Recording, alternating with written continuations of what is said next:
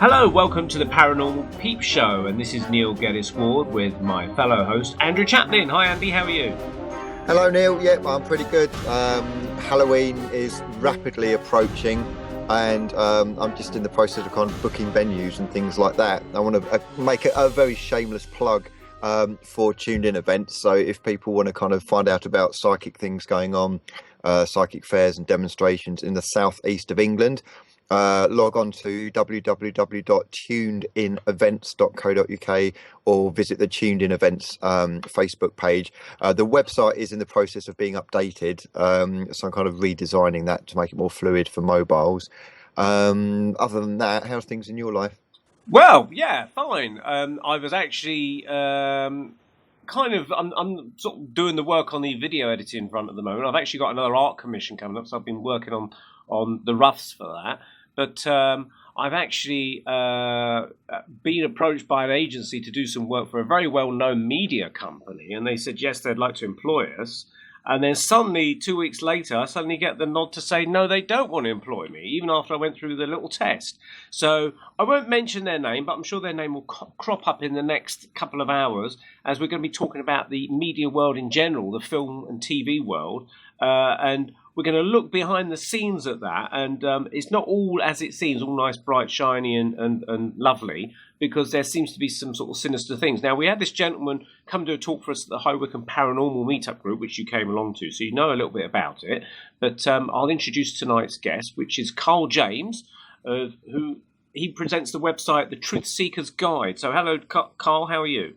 I'm fine, thanks. Thanks very much for having me on the show. Really appreciate it. Well, thank you very much indeed for coming back. And you did a great presentation, which was an excellent presentation. Lots of people there. And I think it opened the people's eyes and ears to the kind of the way that these companies work. It's not just films we're being presented with. It's all sorts of other ideas and things like that. And I hope we'll try and cover a lot about that tonight. Yeah. And maybe at the end, we'll talk about maybe does it have any kind of ramifications with the paranormal, because we are the Paranormal Peep Show, and maybe you can say yes or no, it doesn't, because I'm interested on why they're doing all this kind of stuff to us. So it kind of you sort of suggest it's a manipulation. So do you want to? I mean, I don't really know how to start this. So do you want to start at the beginning, because I know that you've got a hell of a lot of research there. You start where you want to start, Carl. Right. Yeah. Well, I've most of my life, as many people do, I've had a long interest in television programs and films and Americana and that sort of thing, music as well, obviously, and took it all in my stride and never thought there was anything untoward with any of it. But more recent years, when I've sort of started looking into alternative research subjects and that sort of thing, just really sort of lifted the lid for me on what the media is really all about. And it's not all this sort of nice it's distraction, but not in a good way.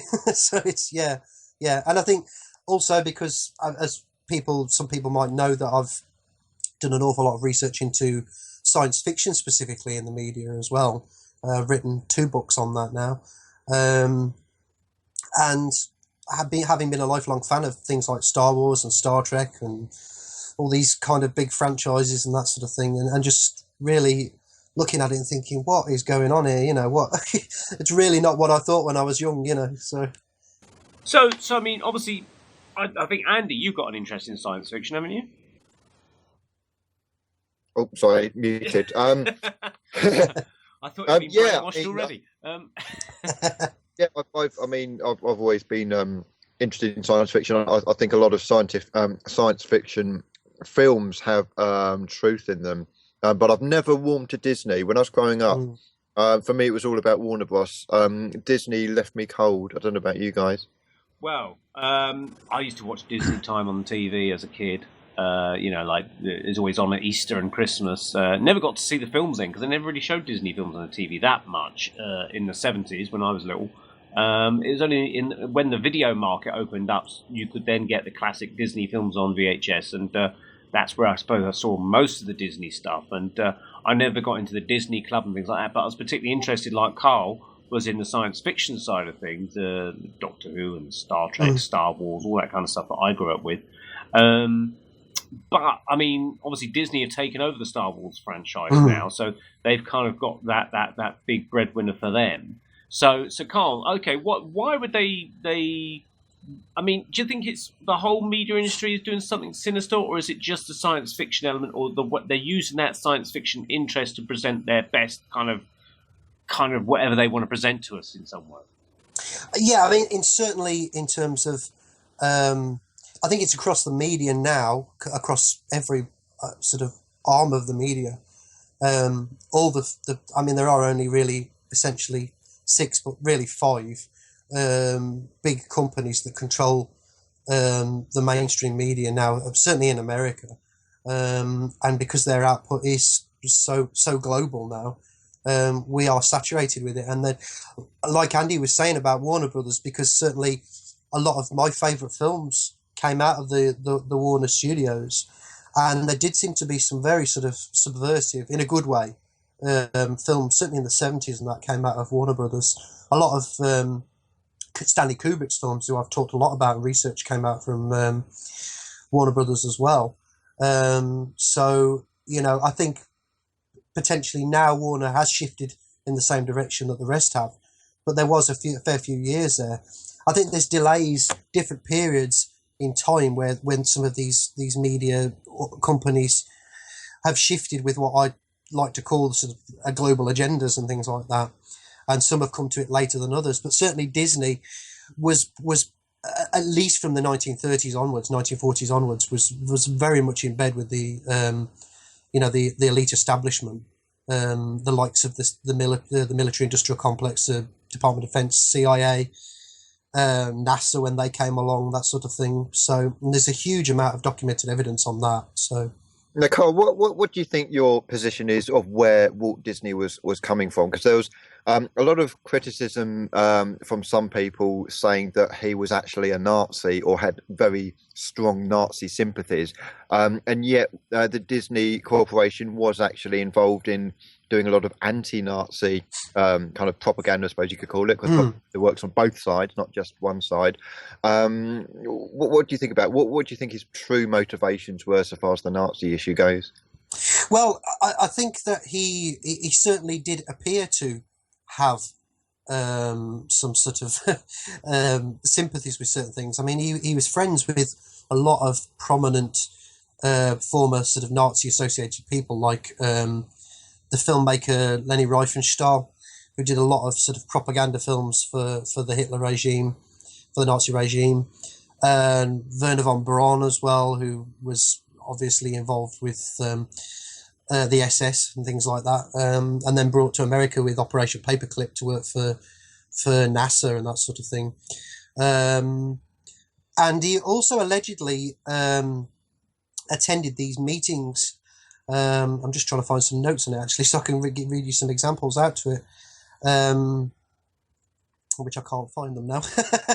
Yeah, but he certainly had, I mean, he had a lot of admiration for people like Leni Riefenstahl, and he approached her to sort of collaborate on various things, and she actually said, when they talked about it, he basically said, well, it's going to damage Disney's reputation if you're seen to be sort of involved with me, this sort of kind of thing. So there was no sort of collaboration between the two of them went on in the end. But certainly there's a huge amount of admiration. I mean, she actually said in her memoirs,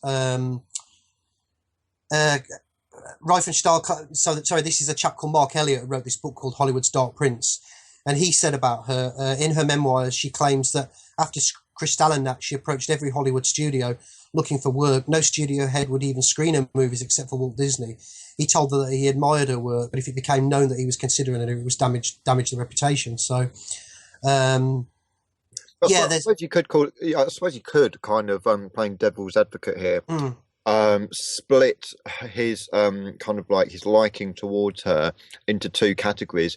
There's this cinematography aspect and the actual Nazi ideal aspect. And it could be argued that he was just interested in her shooting style, how she framed things, rather than the actual content itself. What do you think there? It could be that, actually, yeah. I mean, certainly, the admiration for the artistic style, yeah. But that the chap I just mentioned, Mark Elliott, in his book, he also said that there was these American Nazi Party meetings, and there was this chap called Gunther Lessing, who was one of Disney's attorneys, and he was also a chief advisor on labour issues for Disney. And he confirmed that Wool and there was this other chap called Arthur Babbitt as well, who attended these meetings. And Mark Elliott says in his book, Walt Disney and Gunther Lessing were there, along with a lot of other prominent Nazi-affiliated Hollywood personalities.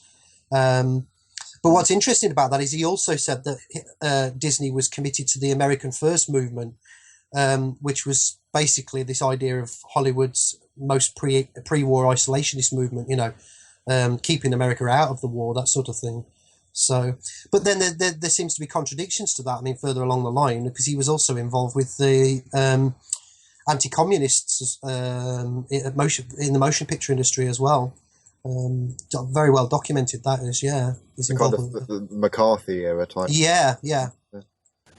I mean, obviously Disney was seen, or you're suggesting that Disney was the one that sort of played along with the government line, but you've identified the other media companies, the big five kind of ones that we have presently.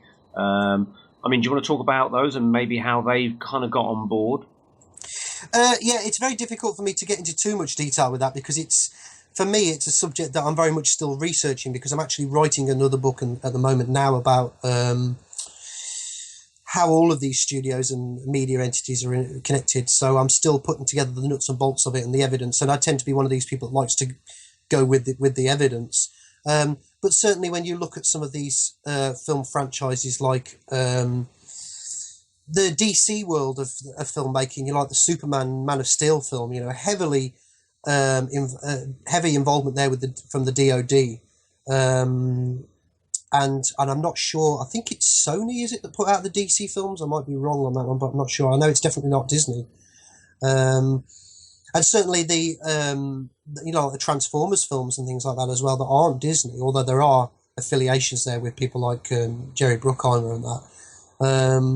But, they're, again, films that are heavily supported by the DOD, and Star Trek as well, which is Paramount, CBS now, a huge involvement with the military and NASA and to some extent the CIA as well, documented going back right from the very beginning of the franchise, and that's still going on now, because we've had like the Department of Energy and entities like that involved with some of the recent Star Trek films, like Into Darkness and things like that, and DOD were actually involved with for the Star Trek aficionados out there, Star Trek 4, The Voyage Home as well. They actually allowed them to use an aircraft carrier which doubled up as the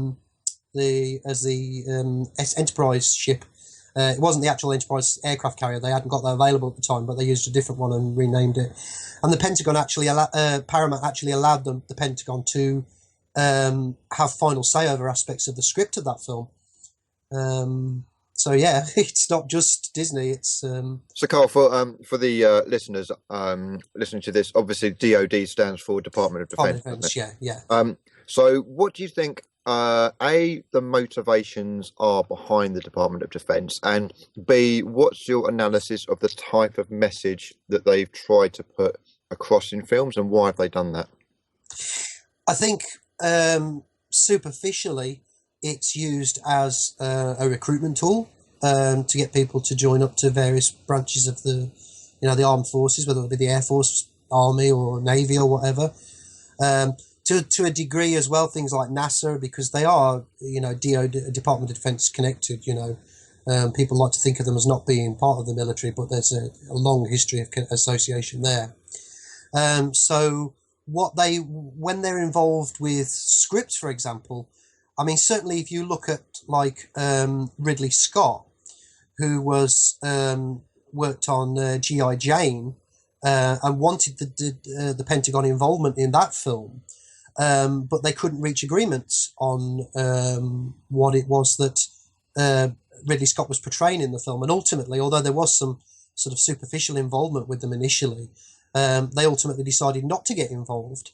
And from what I've read on that, it was because they objected to certain elements of the script. Certainly the way females in the military were being portrayed in the film as well. I I'm not sure of the specifics of what they disagreed with, but there was something about the way that Demi Moore's character was portrayed in the film that reflected on how women are, how they should be seen to be portrayed in the military. And I think that's what it is ultimately all about with the military, is about perception management. It's about putting this nice, squeaky clean, wholesome, a bit like what Disney does really, on the surface of any film that they're involved with.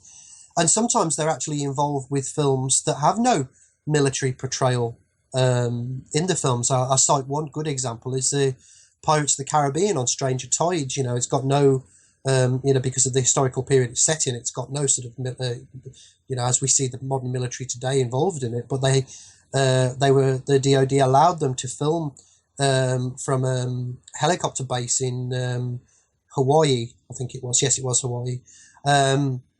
But that was what I've said with that. Maybe it's just a bit of a PR stunt for them, because the unit with the helicopter unit based there is called the Pirates of the Caribbean. So they thought, maybe they thought it was a good little PR stunt there for them. No military portrayal in the film, but we'll support it because it promotes that particular branch of the military. But I mean, just going back to somebody like Ridley Scott, for example, although he got turned down support from the Pentagon on G.I. Jane, if you look at a film like Black Hawk Down, which was extensively, the Pentagon had extensive involvement in the production of that film. And we were talking about what it is that their agenda might be, because the film Black Hawk Down is based on a book from 1999 from Mark Bowden of the same name. And basically it depicts the battles that were going on in Mogadishu in Somalia in 1993. And one of the things that the military really objected to in that film was this character, this chap called John Stebbins, a ranger specialist who was played by Ewan McGregor, I think, in the film. And they restructured the character. That was one of the edicts of their provisions for the script changes. They restructured the character. They even renamed him to Danny Grimes from the real person that he was based on, John Stebbins. And the reason why they'd done that, because it had turned out that, this chap Stebbins, he was awarded one of the military's highest honours, the Silver Star. It turned out that he was responsible for raping a 12-year-old boy. He was actually court-martialed and sentenced to 30 years in prison. And hence the reason why the military did not want this character being seen that way. That whole aspect of his life was completely written out of the story. And I mean, I can quote you just a little bit of something from this book called Operation Hollywood by a researcher called David L. Robb. And he was talking about the subject of Black Hawk Down. And he said that basically, quoting from him now from the book, he said, by insisting that the producers change the name of a real-life hero turned child rapist, the Army violates its own rules, which are contained in a producer's guide to the US Army cooperation with the entertainment industry, published by the Army's Office of Public Affairs. According to these guidelines, the Army will provide assistance only to films that depict real people and real events if those people and events are portrayed in an authentic manner. The Army Manual states the production must be authentic in its portrayal of persons, places, actual military operations or historical events. Using Stubbins' name in Black Hawk Down would have been authentic, but it also would have been embarrassing. So it had to be changed because the Army is really less interested in authenticity than it is in positive images. So I think he pretty much sums it up there, really, what it's all, why they get involved in these things. I think it's very kind of like the feeling I get from all of this, especially with the Army's involvement in things like Pirates of the Caribbean, where it's non-military related, it's so stage managed, which is why I kind of feel there's a lot of kind of stagnation within the Hollywood industry of late. I mean, there are some kind of like groundbreaking kind of innovative kind of films coming out, but there's also a lot of the same old dross where you just think, oh, here we go, a rehashing of 15 other films that have done the same thing.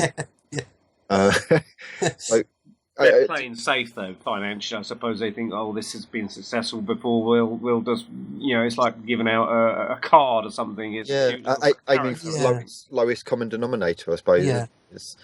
But Carl, your whole presentation and your talk is very much kind of the even darker aspect. So shall we go into the even darker aspects beyond? Yeah, we can do.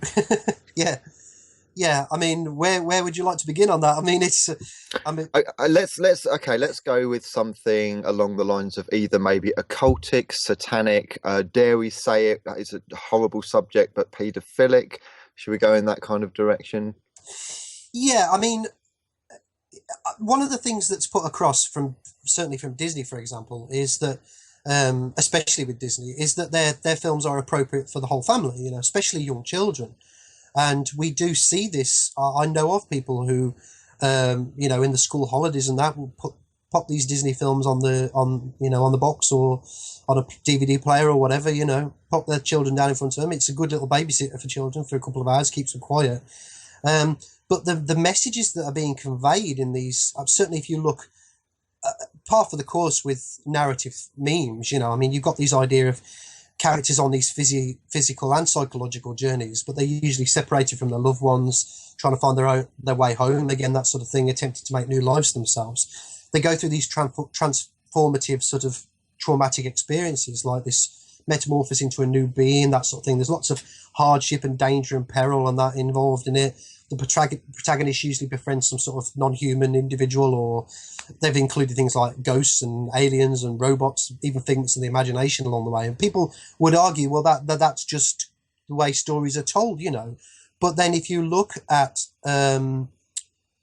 Disney, again, you know, you can't argue that they've got a very slanted view on wholesome family values. You know, I mean, I cite the Bambi film from 1942, you know, of a good one where the mother deer is shot by a hunter while trying to find some food for a son, and we've actually got a portrayal of blood there, you know, in this film, which is considered to be, you know, I mean, maybe, you know, if we look at things like Game of Thrones nowadays and that, you know, it's and young people, you know, kids even watch that as well for some even reason, though it's not rated for that sort of age group.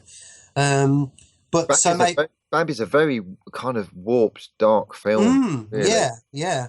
And things like, you know, Snow White and the Seven Dwarfs, you know, the Queen with his poison apple wants to bury. She actually says, you know, bury her alive, Snow White in it. You know, we've got Pinocchio, you know, being the threat of chopping him up to firewood if he gets too old, and Alice in Wonderland, the Queen wanted to decapitate Alice. You know, it reminds me very much of kind of like the old German, very very old medieval style, or perhaps a bit later than medieval, the German fairy tales that were not in any way fluffy and light. They were really but this is where Walt Disney got the inspiration. He did, yeah, absolutely, yeah. I mean, you look at so many of those early stories; they're based on the Grimm's fairy tales and that sort of thing, yeah. But of all the stories that he could have chose, why those that were so graphic and so dark? You know, it's there's plenty of other stories out there that weren't like that. You know, so maybe you know, maybe that was the kind of stuff that he was personally interested in, because otherwise he wouldn't have known the stories unless he had been either told them or read them himself. And obviously he must have enjoyed them to then want to then portray it on the big screen and invest a lot of time and money in it, I guess.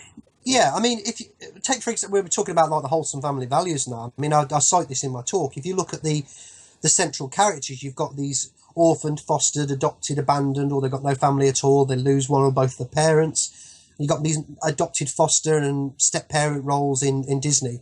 And that isn't it. My argument has always been, it's not about what constitutes a wholesome family unit, you know, nothing like that at all. As long as these characters are portrayed as loving and nurturing and caring for their charges, that's what it should be about. You know, it's not a reflection on what the family unit should be, although there is a lot of arguments out there that Disney has got something in an obsession with breaking up the traditional family unit and all that kind of thing. But leaving that aside for a moment, if you look at these characters who are supposed to be these step-parent roles and things like that, you know, they're psychotic, if not homicidal, the way they treat them. They're trying to murder these stepchildren, you know, and so I say in my talk, you know, that's not really wholesome family values, you know. It's just not. Yeah, I mean, there seems to always be, I suppose with any film, you want to create a kind of drama, a bit of age, a bit of maybe reality. I don't know. There always seems to be, in most films, like a threat of some sort to the stability of the family or the character, whether it's a life or death threat or just an emotional threat of something like that, doesn't it? But you could argue, but that's what happens to people on an everyday basis, that we are always threatened with some sort of loss of livelihood or loss of mother or father and things like that. And they could argue back that they're just trying to reflect the world around them, but maybe they want to kind of always create a happy ending at the end. Maybe that's, a devil's advocate kind of response. I do understand that idea in the narrative of storytelling, but I think if we look at the media as a whole, which is very much obsessed with fear-mongering as well, it tends to be an aspect of social engineering in the media. It's very difficult. It sells news, doesn't it? I mean, exactly. Who wants to hear about a little old lady who found a fluffy cat? And I mean, they usually, when they have the fluffy stories in news, it's always at the end and it's about 5 minutes. Whereas at the beginning, it's always kind of like Donald Trump says that North Korea is going to get invaded, type of thing. Yeah.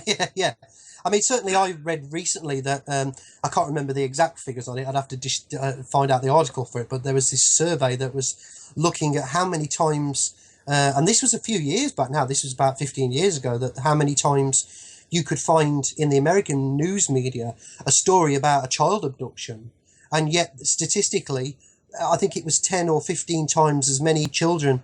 Well, I think it was probably about 20, actually. I'm off the top of my head. Children that had been involved, that had been, killed in car accidents and things like that.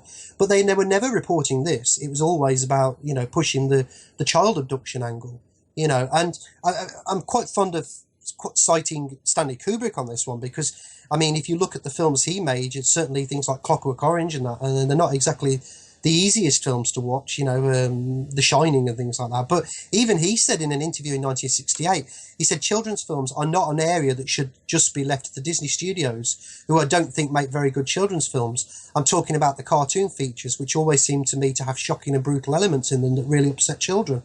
I could never understand why they were thought to be so suitable. When Bambi's mother dies, we mentioned about Bambi, he said it's got to be one of the most traumatic experiences a 5-year-old could encounter.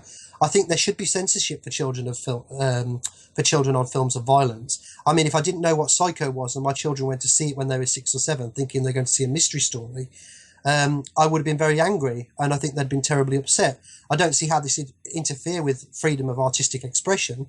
If films are overly violent or shocking, children under 12 should not be allowed to see them. I think that would be a very useful form of censorship. But Snow White and the Seven Dwarfs as well was actually 1937. I mean, when that was released in England, bearing in mind, this is like sort of 70, 80 years ago, but it was passed as an A, which was at the time was considered more suitable for adult audiences. It's got like U certificate now, hasn't it, on the DVDs and things like that. So for any age, one kind of like dark element that could be read into that is the whole idea of MK Ultra mind control and kind of like the idea of traumatizing children via these kind of like dark movies and things. But the next question is why. I mean, there is an argument that the whole the purpose of trauma that the Nazis were meddling with Joseph Mengele in the concentration camps was the idea to traumatize a child to the extent where they have alternative personalities. Yeah. And then you could start installing kind of like programs, which is really, that's probably the darkest thing you could probably imagine of doing that. So it kind of goes along the line of is Disney doing that? Are they presenting children with traumatic experiences in these dark movies in order to reprogram their minds? And why would be the next question. I think you can look at it on two levels. Certainly just in terms of your average audience watching it who perhaps haven't gone through, and if you read, I mean, we start with the mind control literature that you read on these subjects, and even if they're not about Disney, these are about people that have allegedly gone through trauma-based mind control programming or that sort of conditioning. And regularly, these people who've allegedly gone through these experiences cite part of their programming having taken place at Disney or Disney-associated places. Kathy O'Brien, in her book Transformation of America, has talked about it. Bryce Taylor, in Thanks for the Memories, has talked about it. Mary Lewis in Awakening to Realities and Mind Controls talked about it. Ron Patton in Project Monarch talked about it. Fritz Springmeier has talked about it as well, And there are these claims that these some of these, the Mouseketeer type people, Britney Spears, Christina Aguilera, them sort of characters, are allegedly potential victims of trauma-based mind control. But Britney Spears is a really interesting one. If people want to kind of look into this, if people go onto YouTube or Google videos and type in Britney Spears, it would be something like mood change or alternate personality or multiple personality disorder, where she's in an interview and she's talking normally. She suddenly starts getting completely emotional and starts saying, "Oh, hello," almost talking to somebody else that's not the interviewer, and it's the most bizarre thing I've ever seen. It is, yeah. I think that was the interview with Diane Sawyer about a decade ago, I think it was, and I think she was. I think she was talking to Britney Spears about her relationship with Justin Timberlake, and she basically just sort of flips. It really is bizarre behaviour. I mean, she sort of, and it's interesting that these words come up in mind control literature research. Certain words that can be allegedly like trigger words. And it is weird how Diane Sawyer uses the word spasm. And it is almost like she goes into a spasm. She becomes like, sits bolt upright, looking around as if she's unsure of where she is. Like she says, "Oh, hello," and all that, and then she just becomes completely incoherent. You can't understand what she's saying. Then she starts crying, and I mean, it is really, really bizarre. Yeah, very strange. I've also seen news anchors and newsreaders have kind of a freeze where, again, they're kind of either slurring their words or they can't talk properly. They're just looking at the camera. And one of the creepiest things, actually, is a bit of footage where Bill Clinton is getting ready for a TV interview. He's not actually seen that, yes. But a makeup person is kind of doing his hair and doing his face and everything, and he's just staring dead ahead in an It's like he's in a trance, isn't it? Yeah, hypnotic state. Yeah. Totally hypnotic state. And then as soon as the cameras will come on, he'll be go, "Hi, I'm here, baby. Okay, let's go." I do that even before the show, though. but you don't sit there, Neil, just with a glazed look on your face, staring at the wall. That depends how much your dad's drinking. Yeah, exactly. Yeah. So with the dark control forces, then, I mean, as Andy said, I mean, there possibly could be agendas behind each film that we're watching. I mean, one thing that's occurred to me as we're talking about the fact that a lot of these films are brought out in the late 30s, 40s, and 50s is that the filmmakers of today were probably getting inspired by Disney back then. And so, for instance, Ridley Scott or other horror filmmakers or science fiction filmmakers would have maybe taken that artistic vision of what Disney was doing and decided, "Oh, I want to do something like that." And and subconsciously, because they saw dark things happening in Bambi and Snow White or whatever it may be, decided to go down that horror route and make Alien and The Shining, etc., etc. Would that be a valid point, do you think? Well, it's a difficult one with Stanley Kubrick because I think he tends to be an exception to the rule. I do think he was one of those, although he was probably involved with certain things and certainly aware of certain things, he did seem to have a conscience, and he also put that into the content of his films. But with a lot of the other figures that we have in Hollywood, and you mentioned Ridley Scott is a very good example because the 1985 film Legend that he made, a very strange film, and on the DVD commentary for that, which I've actually listened to and made extensive notes on, and that Ridley Scott talked about how he got this lifelong admiration for Disney films and the influence that they'd actually had on his work. So it was straight from his mouth, and he said that when he was making Legend, he was modeling it on the Disney, that idea, and he actually said, "I wanted to give Legend a more contemporary movement to it rather than getting bogged down in too classical storytelling." But it was primarily Disney animation that influenced me. And he actually got Tom Cruise, who starred in the film, to sit down and repeatedly watch the Night on Bald Mountain section from the Disney animated Mickey Mouse film Fantasia to clarify certain elements to him, to influence his character. And if you look at Night on Bald Mountain, it's loaded with occult themes. That particular section of Fantasia is. It's even got this sort of occult Angela spell that rings that drives the spirits back into. It's very sort of. And I've argued that at a time when, excuse me, at a time when that film was made, when perhaps mainstream religions were more prevalent in society, that kind of imagery in a film like that would have been the antithesis of what people's belief systems at that point in time. Not really now, because people have kind of turned their back to quite a lot of a degree on mainstream religion, you know. But certainly back then, it would have been an affront to that, you know. But there it was, and people of all ages watched it and loved it, you know. So it's subconsciously placed in there, and Disney is very good at putting subconscious stuff into their content. I mean, if you look, certainly on a thematic level, they're putting these themes, social engineered themes. It's almost like what they call the nudge units in the media, where they're nudging society and culture in certain directions. Or this is more acceptable now, so start, you know, this is perhaps influence you to live your life more this way, kind of thing.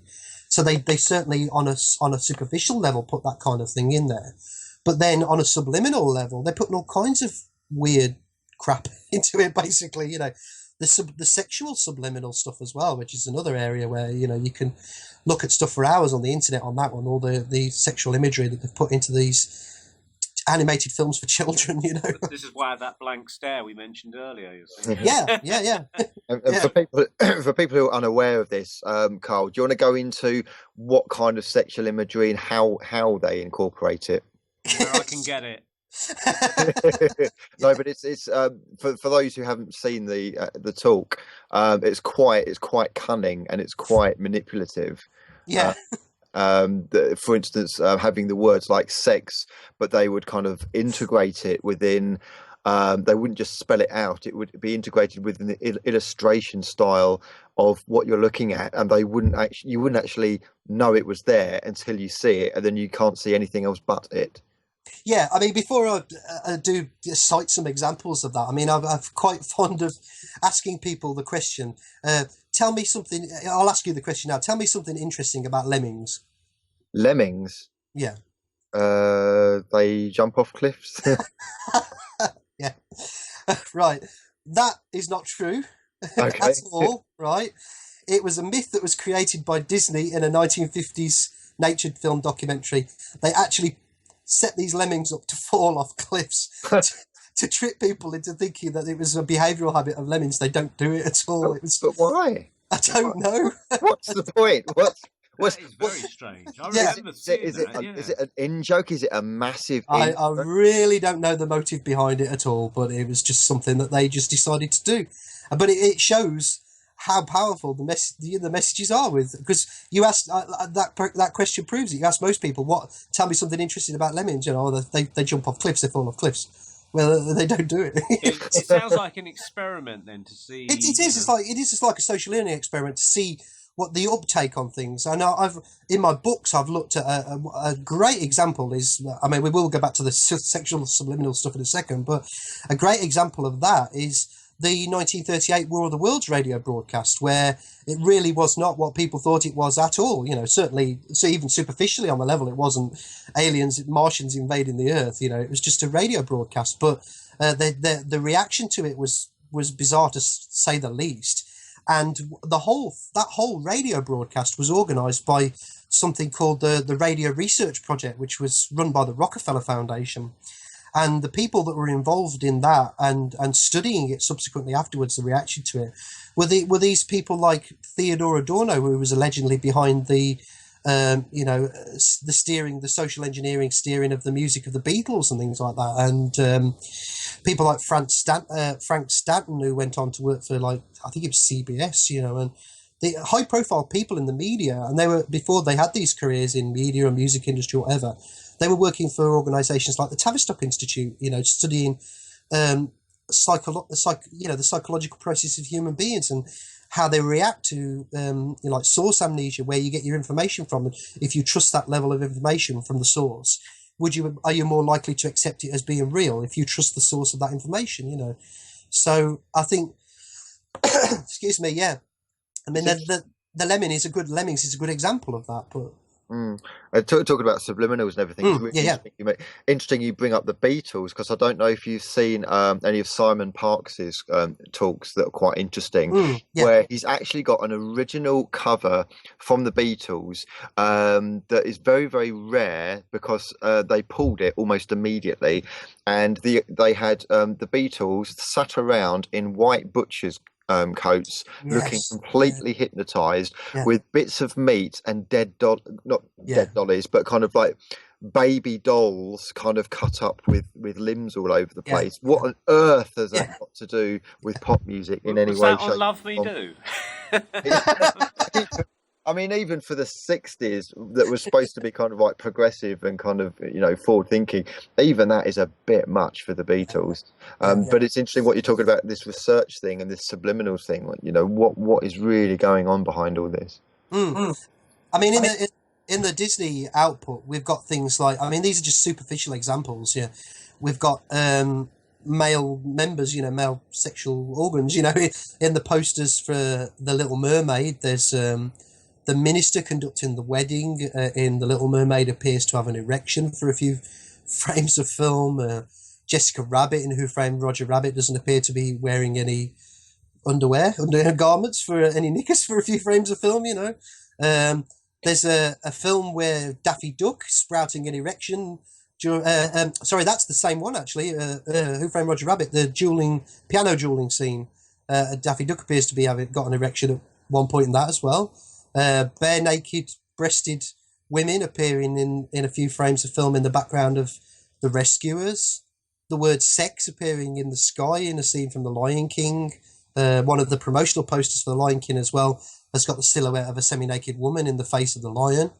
There appears to be the word sex in one of the promotional posters for Tangled as well, the Disney film. There was a VHS version, actually, a VHS video version of Aladdin, a scene where the genie flies up to the balcony and whispers to Jasmine something along the lines of "take off all your clothes" or something like that, and Disney claimed that it was take off and go or something like that, spoken to the tiger or something like that. But you listen to it, it's one of those strange ones. And interestingly as well, Disney actually found one and it eliminated it from, I mean, most of these are still there in the content of the Disney, but Disney actually removed one from this animated short called The Clock Cleaner. Daffy Duck was heard to be saying F you, basically. And when it was discovered, Walmart at the time pulled all the videos. Disney re-edited it and re-released the film without that in it. But the fact that it got through, and of all the other things that they haven't removed, it's strange how they removed that one. But that's a bit more blatant. That one is, I suppose, an expletive in a Disney film. And you've got to wonder why this is not more in the mainstream news. I mean, this is newsworthy stuff. I mean. ITV News, it's been discovered that the word sex and Daffy Duck with an erection have been found in this movie, and they're being pulled a bit. Why is this not mainstream news? Well, Why is maybe it they would put it at the very end, along with the granny that finds the curtains. I did read years ago, actually, a Disney book, because I'm an artist, so I obviously studied Disney as well as a kind of, because I actually was for a while trying to become a background artist. Right. And I studied books like Disney and Warner Brothers and things like that. And I was reading a story, and it was in the days when Walt Disney was running the show, so I put this probably in the 40s or 50s, that one of the animators had put together this quick animation of Mickey Mouse basically having sex with Minnie Mouse, and they called in Walt Disney to come and have a look at it, because everyone thought it was really funny, and all the chief animators were there and everything, and everyone laughed and had a great laugh at it, and then very quietly Walt Disney had the animator who was responsible fired for it, you see. So I'm wondering whether these other animators are trying to push their, seeing how far they can push it before they get caught, and it's maybe something of a kind of a challenge amongst Disney animators to see what they can put into films without getting caught. Could they also? Could they just be either bored, or could it be some disgruntled employees having a backlash, or could they even be thinking, right, I'm going to get fired next month, I'm just going to put this in whilst I'm still employed, to screw the company? Tim Burton, apparently in his earlier days as a filmmaker, used to work for Disney as an animator, and he used to fall asleep at his desk. He was so bored. So you might be right, I wouldn't be surprised at all if that's not the case. And to some degree, I've actually had that confirmed because, as I cite in my talks, I have had some contact with somebody who has worked in quite a prominent position in Disney for many years now. And the kind of stuff that she was involved with puts me in a position where I'm, at the moment, having to sort of, I can't really identify who this person is and not really talk a great deal about the kind of things she's been involved with, because that would inadvertently perhaps draw attention to who she is as well. But I did actually ask her about that. I did say to her, do you know if there are and why are they put in there? Is it just and I mean, I can read out her answer to that question if you want me to. Yeah, go for it. I mean, I quote it in my talk as well, but for those people who haven't seen the talk, so I asked her, are they there? And if so, why? And she said, yeah, they are. It's common knowledge in the company. Some are put in for kicks, but more are dictated from higher up. There's actually a cover within a cover. At some levels, Disney employees know that the company have been tapping the conspiracy folk. So I'm assuming that I would be categorized as one of these people, in their mind anyway. So she says that tapping the conspiracy folk as a new audience demographic. It's true that there are folks who hate watching Disney films, but they still watch and pore over the material to look for subliminals and hidden stuff. So they become part of the audience by default. It seems to sell. It sells more DVDs and theatre tickets, and as a result, the imagery is put in to cater for them. But that's only a very small part of the reason why it's done. There are high-up suits in the company who have some way-out beliefs. They want it seen and reflected in the products. There are rituals that go on all the time. People do talk about them. I've never seen one personally, but I know it goes on. There are a lot of people working at Disney who are into the into the occult, arcane mystery stuff and mythology. It's actually something that they look for when screening new employees to work as Imagineers, writers, directors, CG animators, those sorts of jobs. Ritualistic techniques and themes concentrates and directs the energy to and from the viewer, and the company is obsessed with that. That's what she actually had to say about it. So she said to me that she knows of animators who just do it just for a laugh, but she also knows that there's much more goes on as well. So. I mean, a friend of mine that I used to work with in one particular media company, he said on his night shifts, they used to go to the library and fish out all copies of EastEnders, I think it was. And for a laugh, it was the sinister thing, according to him anyway, and I've known him for donkey's years, so I know he's not a sinister kind of guy.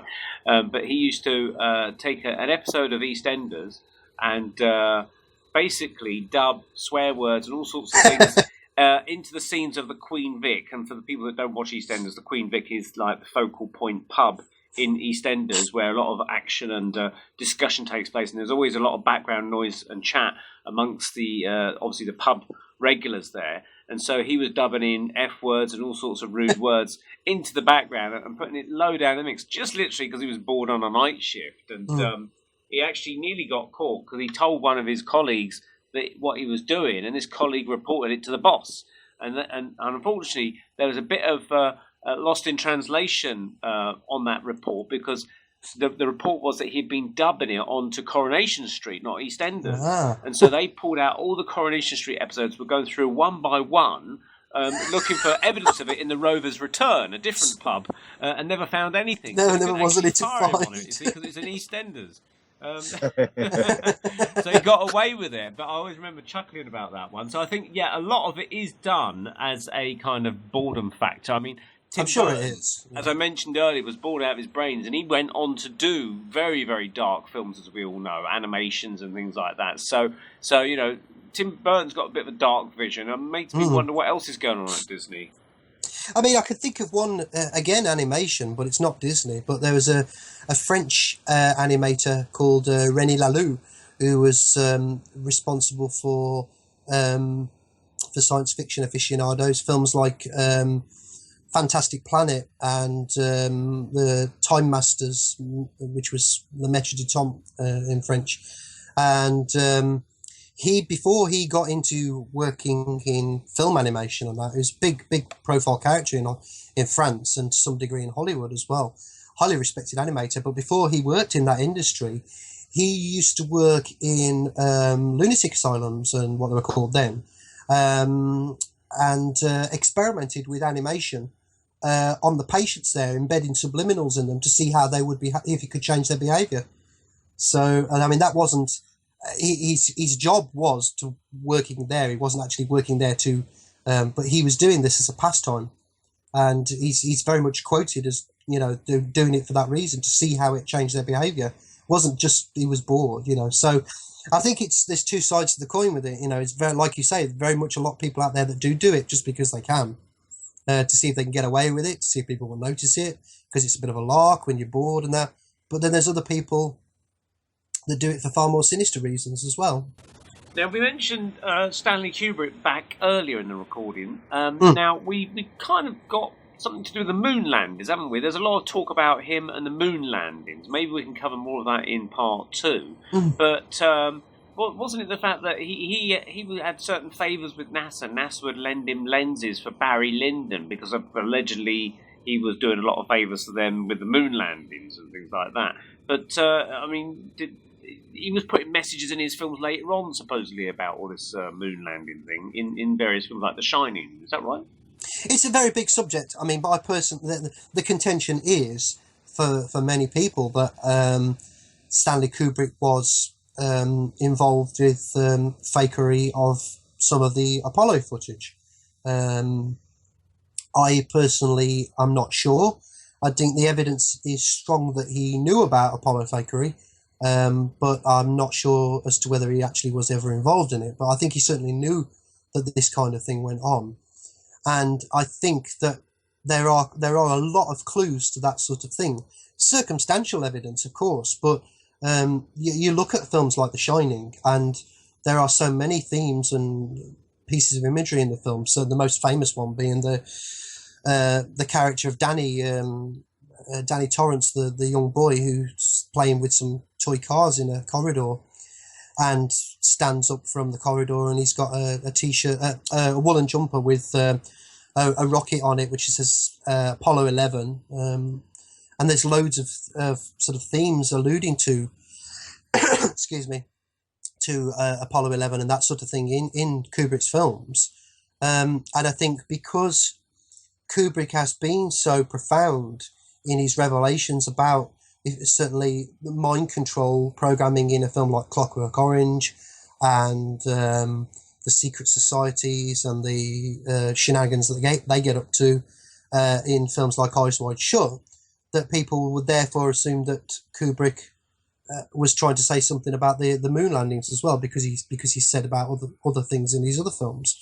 And I do go along with that. I do very much so. And I think Kubrick, putting aside the argument of whether he was involved with fakery, I think he was in a position to know about it because he moved in circles that were at the highest levels of NASA. He had a lot of connections with people in the military establishment, the CIA, people that worked for, again, I mentioned earlier about the Tavistock Institute, people that were heavily involved with psychology and psychiatry and all that sort of thing, So he counted them amongst his closest friends and consulted them on an awful lot of his filmmaking, especially 2001: A Space Odyssey. And that film was basically just a prelude to the NASA missions to come. It was by their own admission, Arthur C. Clarke and Stanley Kubrick. It was designed in such a way as to create this wonderfully romantic vision of space. Although what we saw of the Apollo missions was nothing like that, but it was to sell the public in readiness for what was to come, a year or so later. I believe that 2001, the book wasn't even written when the film came out. Didn't it come out afterwards, or am I mistaken? It was written concurrently with the writing of the film. Yeah. So it was a definite planned, big effort, basically, to get the public to look at space. Yeah. Yeah. I mean, Arthur C. Clarke co-wrote the screenplay of the film with Kubrick. 2001: A Space Odyssey. Clarke was. It was actually 2001.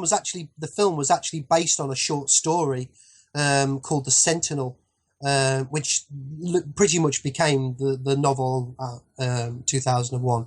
So yeah, so the 2001 book that we come now was pretty much being written concurrently with yeah. And of course it came out later. I mean, I heard years ago again.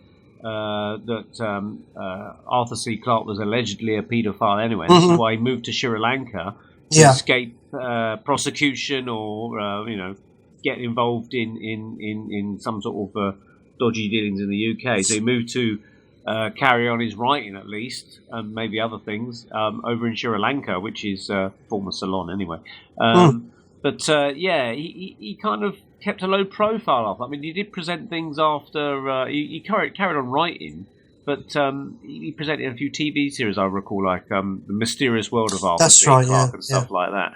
But getting back to The Shining being a kind of telltale of what was possibly going on, you mentioned there the Apollo rocket on the boys' pullover, and it's been pointed out that the carpet in that film was very reminiscent of the Apollo launch pad. The hexagonal pattern, And that carpet shows up in Pixar films, which is like, what was it? Toy Story. Toy Story? Yeah. So, again, are they trying to sort of throw hints there, do you think? Possibly. I mean, I did read an article that the director of the film was a big fan of Stanley Kubrick, and that was the reason why that carpet was put in there. But, we only have his word to take on that, so who knows? I mean, certainly Kubrick symbolism does pop up in an awful lot of areas of the media, but it's always put down to the fact that people are just such huge fans of Stanley Kubrick. I can buy that. That is the case with a lot of it. But I think it's such specific symbolism. And if you take, for example, that the hexagon shape being so intrinsic to the proverbial Saturn worship, that sort of belief system as well. Being a hexagon, being what would you call it? A two-dimensional representation of a three-dimensional cube. It's and the Saturn V rockets, they were called Saturn V rockets as well, weren't they, on the launch pads? So it ties in that regard as well. So yeah, that's right. Well, I think we're coming up to the end of part one now. So I do like the space themes, obviously, because I'm a bit of a science fiction fan like you are, Carl. So maybe we can carry on a bit of that in part two. We'll take a quick break. So we'll just say thank you very much. We're talking to Carl James. We're talking on the media and films and science fiction and how are they shaped by forces that are either darker or have other agendas. So join us for part two with Andy Chaplin and myself, and we're talking to Carl James. See you in a bit. This is Barry Fitzgerald from Ghost Hunters International. In my book, In the Mist of Gods, I explore the world of the fairies or fae. This is not the whimsical winged creatures romanticised in modern literature and popular culture, but old-world, intelligent, and sometimes dangerous beings hidden in the tunnels, mounds and raths in countries all over the world. Known by many names, the fae coexist with mankind and at times come in direct contact with unsuspecting people whose lives are changed forever. In the Mist of Gods is a powerful book that chronicles my years of research into the enigma and legend of the fairy and examines their metamorphosis into the modern-day extraterrestrial phenomenon. In the Mist of Gods is available in both softcover and Kindle format on Amazon and on glennandtea.com.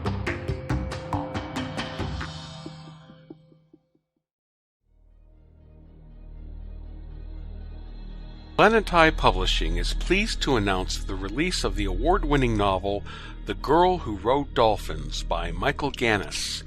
A mysterious young girl is discovered in the ocean off the coast of Haiti, surrounded by a pod of the most extraordinary dolphins ever encountered. Together they protect a secret cove on Navassa Island teeming with life, and which holds mysterious secrets that must be protected at all costs from dark forces intent on exploiting them. The winner of 5 book awards, The Girl Who Rode Dolphins is an exciting, nail-biting adventure set in the Caribbean Ocean that will leave you spellbound with its mixture of high-seas action and unique mysticism.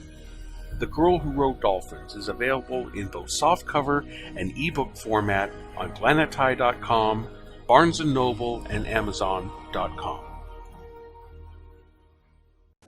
Hello, welcome back to the Paranormal Peep Show, and here we are with Andy Chaplin and myself, Neil Geddes-Ward, and we're talking to Carl James, and we've been talking about the motivations behind the film and entertainment industry and any agendas that they might have. So, Carl, we were talking briefly before the break there about Stanley Kubrick, and we were talking about the moon landings and things like that, and whether perhaps he had any dealings with it. Did you cover any further research on that, or have you kind of detracted and moved on to other areas? It's still very much an ongoing subject for me. I kind of keep an eye on the subject all the time and try to come across new little bits and pieces. There's never a great deal that comes along.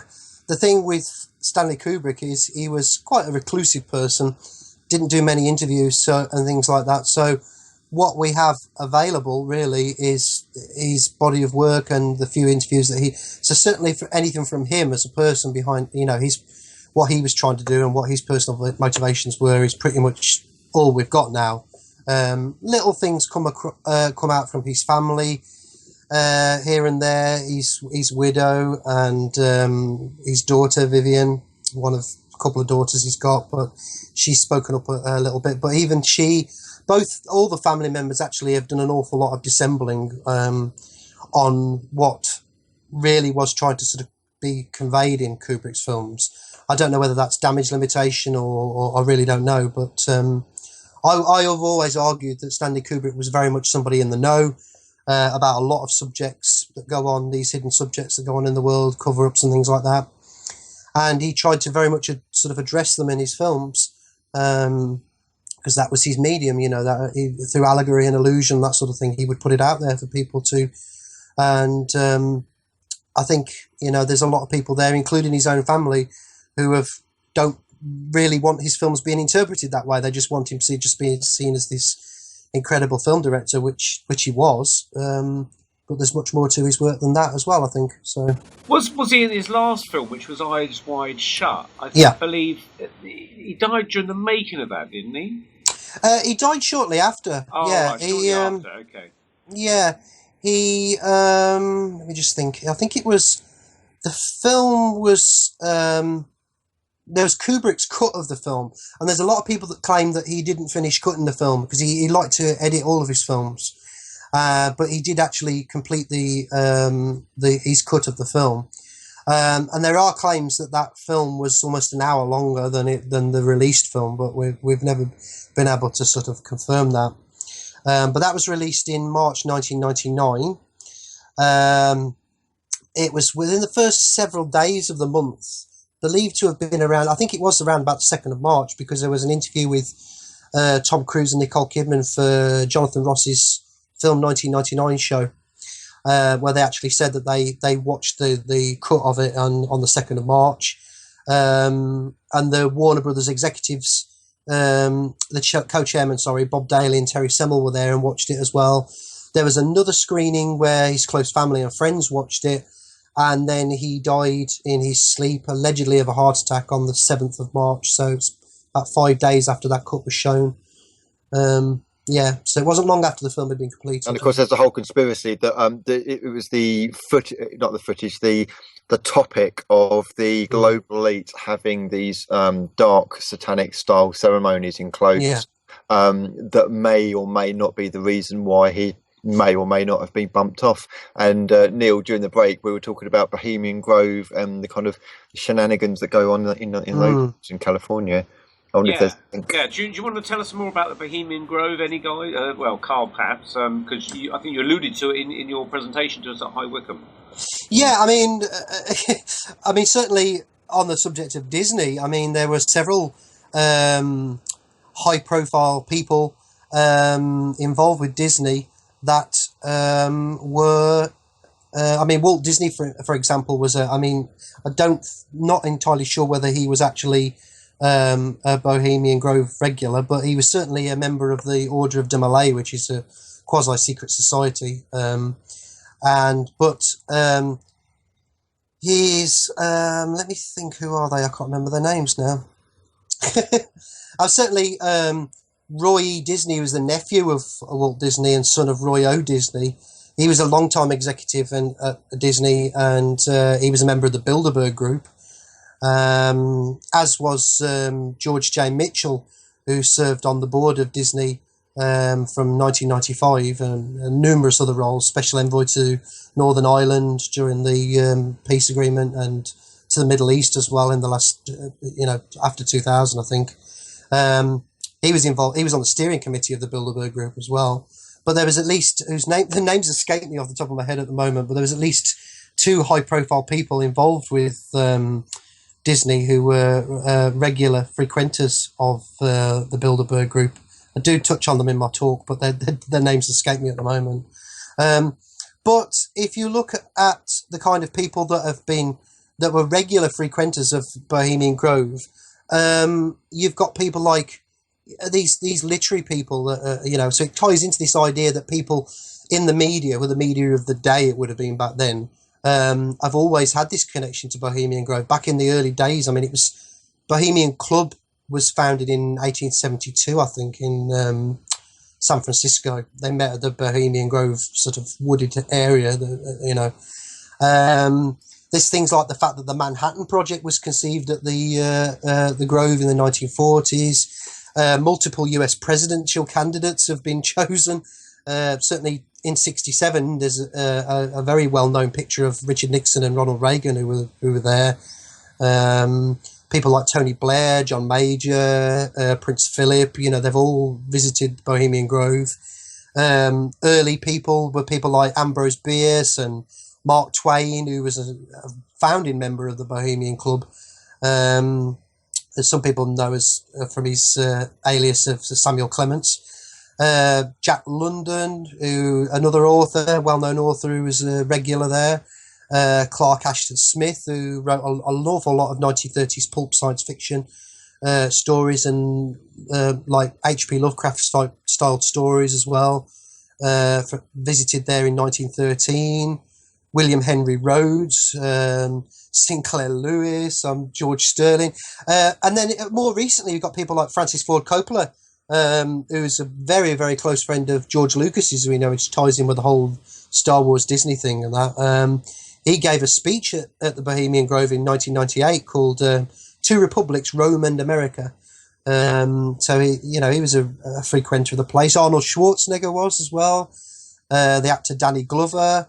Charlton Heston was a real regular there. He with his connections to the neoconservatives anyway. He used to narrate highly classified military and Department of Energy instructional films, and he had one of the highest security clearances called Q level clearance for the Department of Defense and a Defense Intelligence Agency as well, top secret.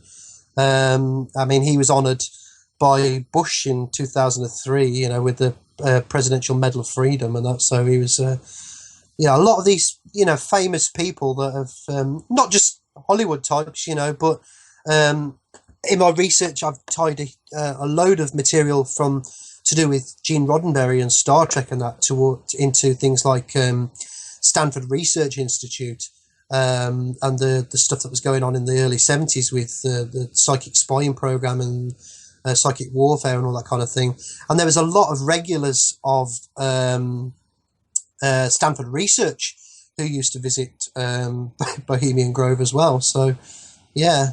Did it start off though? I've heard various things and always a kind of dark place, blah blah blah blah. But I've heard another presentation that say that we've all misunderstood Bohemian Grove, and it's just like a summer camp for the celebs or something. They have a little bit of entertainment there. But it is a strange thing that they do this kind of thing or something in front of this great big sort of huge owl statue or something, if I understand that correctly. Yeah, I think if I'm right in remembering, I think it's like this cremation of care ceremony that they do there in the summer, and they burn effigies, and they have these sort of audio microphone system, sort of amplification system set up where you hear all sorts of weird chanting and squealing, and it's almost like a ritual sacrifice thing. The argument. Fool! Oh, Andy's obviously been there before, yeah. That's one of the classic sound clips. From, yeah.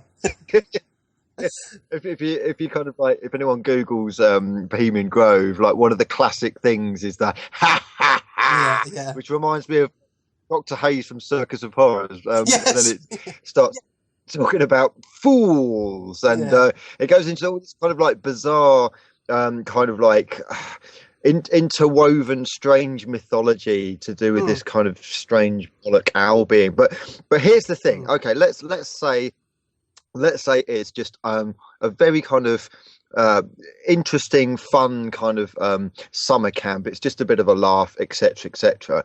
Why are they celebrating, even if it's mock, some people say it might be real, sacrifices of people, and then going on television and telling us about morals and how we should be governing our lives in a moral way and setting laws that are supposed to be moral laws? And this also goes into the area of things like Skull and Bones, of course, which is in Yale, isn't it? And again, we've got the whole thing about the secret ceremonies, the rituals, and there's somebody that sneaked a camera in, and there was a lady that was talking about it, and somebody asked her, do you think it's just a laugh? Is it just student pranks? And she says, no, it's far worse than that. It was pretty much evil. It was like the vibe was not fun, drunken students. It was really quite a dark edge to it. So it makes you wonder what's going on with all this, really. I mean, my argument would be with these things that, and it's the same with any kind of secretive organisation or secret society or whatever, is why the secret? Why the secrecy? Why does it need to be hidden, from the public? Secrecy implies things that need to be hidden, that need to be kept away from prying eyes, So, I mean, certainly there are some quite verifiable accounts of people who've worked in a sort of what would be the appropriate term for it? People that have worked as waiters and things like that at Bohemian Grove and they've doubled up as sort of sexual playmates, and all kinds of very odd sexual behaviour. And if you just chalk that up to the fact that some of these people, these high-profile people, have got strange tastes, sexual tastes, that they wouldn't want it being known publicly. So that's the secrecy, maybe. But that still doesn't explain all the weird ritual enactments that they have there. Whether they're real or not, they are still being enacted in some form or another. And you have to ask why. I'm not I'm a spiritual person, but I have no affiliation with any sort of religious belief system of any sort, really, to be honest. But even I can recognise when something's a bit odd, that there's not perhaps the right kind of intention behind these beliefs. And you have to look at these things. I know, again, most mainstream religions do have their origins in ritual sacrifices and that, it's just been watered down over the years, But again, the fact that they're still practicing these things, or even if they're just enacting them, even if there is no real sacrifice that goes on there, but it's just an enactment of it, it's still very odd. Maybe it's a sort of psychological thing in itself, in the way that it kind of brings people into the fold, as it were, and says, this is our secret, you keep this secret, and so therefore it's a ritual that kind of binds and unites them in some way. And so therefore they feel compelled now to keep everything secret there. And maybe that's where they discuss things, the fact there's presidents and other people there, powerful people, the elite, etc., the media, the film people, etc. And a bit like the Bilderberg Group or something, it's where they discuss policies. On a kind of their big film set, if you like, it is a strange thing because, normal folk, who's normal these days? God, we don't go around there. There's the pagan Wiccan rituals, and I'm not a pagan, but I've been privy with my artwork and that to see a lot of people do these rituals, and I've never really felt not comfortable in the fact that I found any of them disturbing or anything like that. I just didn't feel any kind of affiliation to it. I didn't feel like I was moved in any emotional way, shape or form to kind of do them, but it just didn't do anything for me, really. So I kind of wonder why these people do that kind of thing, but I guess each to their own. I'm a loss to explain why they want to do it, really. There is an argument that all of these belief systems go intricately tied back to psychological warfare, going back thousands of years. The ritual is about, to some degree, fear. It's also about empowerment as well. That when you have elites people in privileged positions in society that think themselves apart from the masses, from everybody else, that they owe something, a debt to their position. And there's a lot of literature out there that suggests that these rituals are done for their empowerment, for energy transfer rituals, that sort of thing. Whether you believe in that sort of thing, I do think there's something to it. That it's in some way empowering them and blessing them for their privilege, and the fear aspect comes into it as well, because anybody who is a prying eye, or anybody that goes there and just works on a low level, they're naturally going to be intimidated by these things. It kind of harks back to what we see in Stanley Kubrick's film Eyes Wide Shut, because the threat of what the Tom Cruise's character has seen in that film, does he really want to talk about what he's seen? And from my record, it's been a little while since I've seen the film now, but my recollection is that he doesn't really talk to anybody as such about what he's seen. The only real conversation, and even that's a bit vague, is with the Ziegler character at the end of the film. Not Polanski, I can't think of his name now, the actor who plays him. But they talk about, and even he's saying, maybe you just misinterpreted it. Maybe you didn't really see what you thought you saw. It's just one of these things that we all gather together and do, and all this kind of thing. You can't argue with the fact that many, and not all, but many of these people that proverbially rule the world, control the world, sort of thing, that they do have some strange ways of looking at the world, and they do look down their nose to some degree at the rest of it, and in some cases quite a large degree at the masses. They consider us cattle to some degree and things like that, these derogatory terms. So yeah. Was the Eyes Wide Shut film maybe Kubrick trying to attempt to tell the truth about what he's seen going on in Hollywood with hidden societies, secret societies, and big large owls and that kind of thing? Because there's an element of I've not seen the film, so I don't fully understand it, but I've heard references to it about how they let their child get walked away at the end of the film by two sinister-looking men, and there's kind of inference that something bad's going to happen to her or something like that. I mean, was Kubrick trying to sort of spill the beans again on not like just the NASA moon hoax thing, but maybe what's going on with the elite masses? I mean, we keep hearing about it in the UK of paedophiles in Westminster and things like that. Is it something like that he was trying to tell? I think so, because I mean, again, it is only my opinion, but I think the body of circumstantial evidence with the themes and allusions in his film is very much there. His early films, films like Lolita, it is about underage sex, between an older man and an underage girl, and the principal difference between the film and Nabokov's book, the story that the film was based on, is the extension of Peter Sellers' character in the film, and alluding to this idea of there being networks of paedophiles out there, establishment paedophiles, that sort of thing as well, and that is kind of alluded to in. Not overtly, but it is kind of alluded to with several themes throughout Eyes Wide Shut. And there is this scene at the end where it does appear as though Tom Cruise and Nicole Kidman's daughter is being led away by these two chaps, and they kind of don't really react to it and just kind of carry on having their conversation, which concludes the film. But what's interesting is it certainly appears that some very eagle-eyed viewers have compared these two chaps to a scene earlier in the film, where this party that Tom Cruise and Nicole Kidman go to, where the Ziegler character has been having this sexual tryst with this prostitute and also been taking drugs upstairs. She basically goes into like an overdose state, and he calls Tom Cruise, who's a doctor in the film, to come up and basically bring this girl around, and because he doesn't want to be responsible for the murder of this girl, so he's like covering his own back basically. And what the illusion is, we'll keep this between ourselves. But at that party, the two of the guests there are these two chaps that you see leading their daughter away at the end.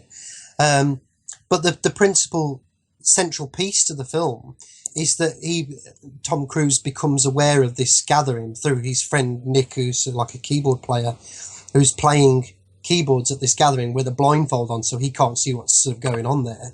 but he gets the password to get in there, but it's not the full password, so they catch him out eventually. But he goes in and he sees sexual orgies going on, and these bizarre rituals and chanting, and the central, everyone's wearing these sort of occult laced masks, and there's this central red cloaked character who's like the overseer of the ceremony, master of ceremonies, and he alludes that when they're basically going to give him his punishment for getting in there when he shouldn't have. This one masked woman vouches for Tom Cruise. Basically, it's alluded that she may be one of the other characters that we see in the film, but we don't see her under the mask at the gathering, so we don't know for certain of this. But she says she'll vouch for him to protect him so he doesn't lose his life. But the inference there is that she will suffer in place of him. Somebody has to be sacrificed, this ritual sort of thing.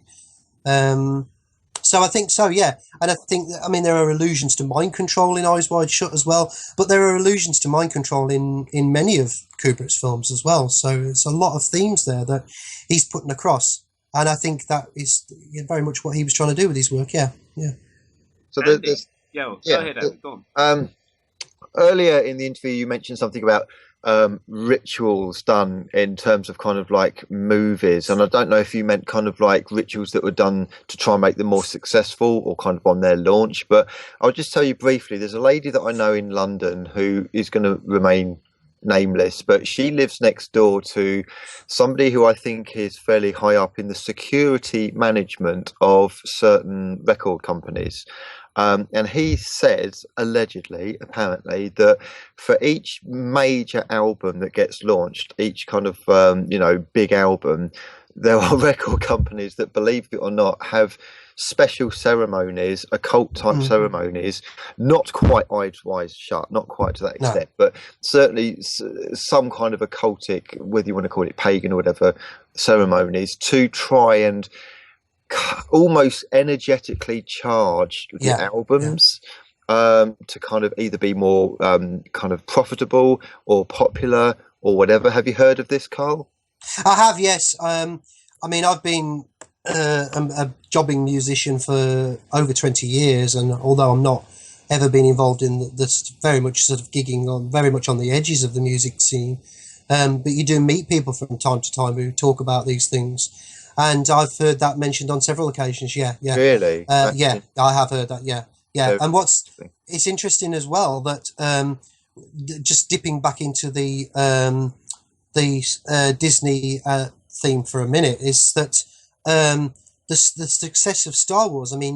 Take of it what you will, but I've mentioned this before in talks and interviews. But this chap called Preston Nichols, who was allegedly involved with like the Montauk Project and associations with the Philadelphia experiment and things like that. But in his book Music of Time, he claimed that he was close friends with Mark Hamill, who played Luke Skywalker in Star Wars, and that when Star Wars was being made, Lucas was in need of a sound man because he'd allegedly sacked several of them. But Mark Hamill had said that he knew Preston Nichols, and that he was, for a period of time, was employed to work on the sound for Star Wars. And Preston Nichols claims, from actually quoting him here, he said, "When they actually filmed Star Wars, I literally saw two psychics or adepts that were concentrating on the film as it were running. They were putting some sort of psychic overlay on the film. I recognised what they were doing because it was similar to what I had done with musical recordings. I assume that Lucas learned this technique on his own. I believe this is why the Star Wars movies achieved unprecedented popularity." That is bizarre. That's amazing, isn't it? Wow. That's bizarre. Definitely the force there with him then. Yeah. Well, I think, and you guys will probably agree that people like Gene Roddenberry and George Lucas probably know far more than they're letting on. Where they're getting their influences from, who knows? Well, wasn't there I think maybe it was Carl that told me, or Ben Emlyn Jones, perhaps, that Gene Roddenberry, and for those that don't know who Gene Roddenberry is, he was the creator and writer of Star Trek, the original series. I think he was describing it back then in the early 60s, as Wagon Train to the Stars. That's how he pitched it to the studio executives at the time. But he got a lot of his storylines or influences for the show from this kind of channeled kind of material or something in a psychic circle. Have you heard that, Carl? Yes, Gene Roddenberry was a very, very well-connected chap.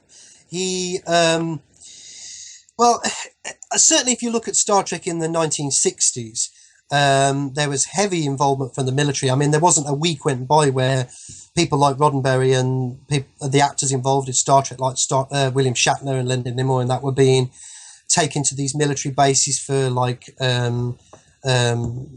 given awards and things like that. I mean, they went to NASA an awful lot as well. And the Rand Corporation was heavily involved with the early days of Star Trek as well, and numerous other sort of think tanks and government-sponsored think tanks and things like that. But what's fascinating about Gene Roddenberry is that during the mid-1970s, he was close friends with this chap called Sir John Whitmore, who was basically most well known for being a racing driver in the 1960s, quite an illustrious career as a racing driver in England. And John Whitmore was involved with this group called Lab 9 that was based in Ossining in America, in New Jersey. And the chap who ran this group was this, a lot of people might know his name, this chap called Dr. Andrej Paharic. And he founded this group called Lab 9. And basically what Lab 9 was all about was this idea of using, they had an interest in psychic phenomenon, ESP, telepathy, telekinesis, remote viewing, all this kind of thing. But the principal idea behind Lab 9 was that they were allegedly, if you believe in such things, were in psychic contact through sort of channeling and that sort of thing with these extraterrestrial, extra-dimensional beings or entities, whatever you want to call them, called the Nine, and the Nine Principles and Forces. And Gene Roddenberry actually went to Lab 9, sat in on these channeling sessions, had messages conveyed to him from these nine entities and all that.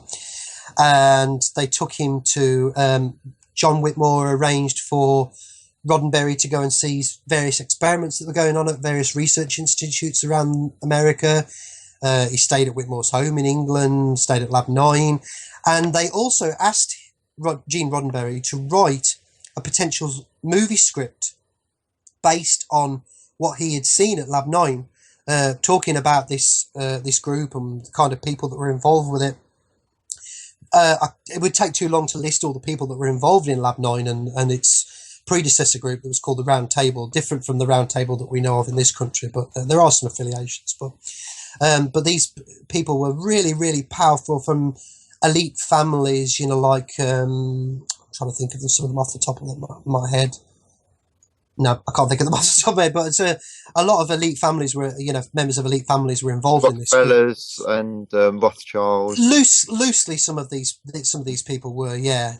But I can't remember them off the top of my head. It's been a while since I've done a talk on this one, but but basically he went there, and what came out of that was that they asked him to write this script, and for some reason they didn't like it that much. Gene Roddenberry actually wrote it, and they didn't like it because they wanted more about the actual message that was allegedly coming from the Nine, as opposed to this script that he'd written, which was more about the things he'd seen and the places he'd been and the kind of characters that he'd been involved with and all that kind of thing.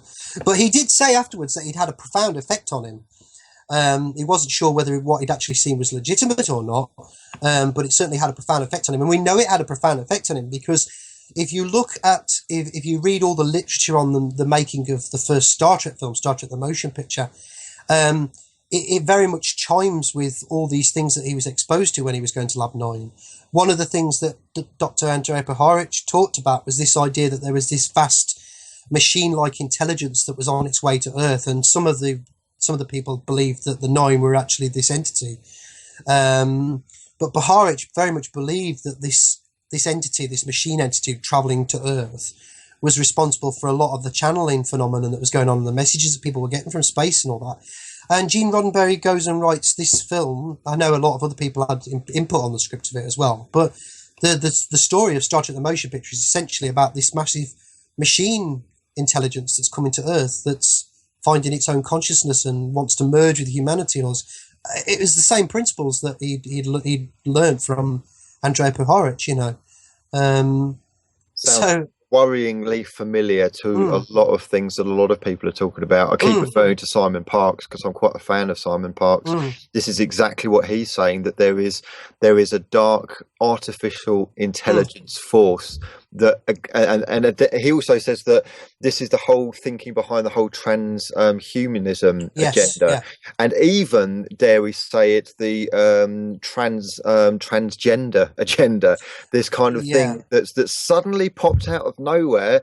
I mean, you know, if men want to dress as women, I don't care. You know, who cares? But it seems to be this thing about.